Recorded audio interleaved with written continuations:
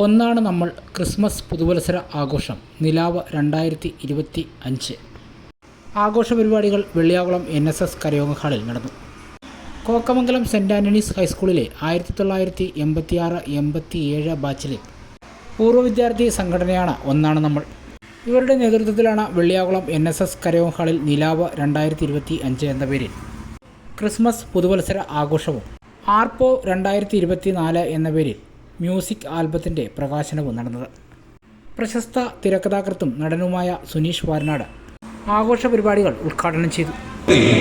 ജൈനമതം നമ്മുടെ അഭിക്ഷയുടെ മതമാണ്. ജൈനമതം ഞാൻ കുറേ കാലം മാതൃഭൂമിയിൽ ജോലി ചെയ്തതാണ്. അപ്പം എൻ്റെ മുതലാളിയായിരുന്നു MP വീരേന്ദ്രകുമാർ സാർ, അദ്ദേഹത്തിൻ്റെ മകൻ ശ്രേയാംസ് കുമാർ. ഇവർ ജൈനമതക്കാരാണ്. ജൈനമതത്തിനൊരു പ്രത്യേകത, ജൈനമതത്തിനൊരു വിശ്വാസം ഉള്ളത്, നമ്മൾ ജനിക്കുമ്പോൾ തന്നെ നമ്മളുടെ ട്വിൻ ബ്രദർ ജനിച്ചിരിക്കും. ലോകത്തെവിടെയോ നമ്മുടെ ട്വിൻ ബ്രദർ ഉണ്ടാവും, അല്ലെങ്കിൽ ട്വിൻ സിസ്റ്റർ ഉണ്ടാവും. നമ്മളൊരു ഇരട്ട ലോകത്തെവിടെയോ ഉണ്ടാവും. ആ ഇരട്ടയെ നമ്മൾ കണ്ടെത്തും. എപ്പോഴും കണ്ടെത്താനുള്ള യാത്രയാണ് ഓരോ മനുഷ്യൻ്റെയും ജീവിതം എന്നാണ് ജൈനന്മാരുടെ വിശ്വാസം.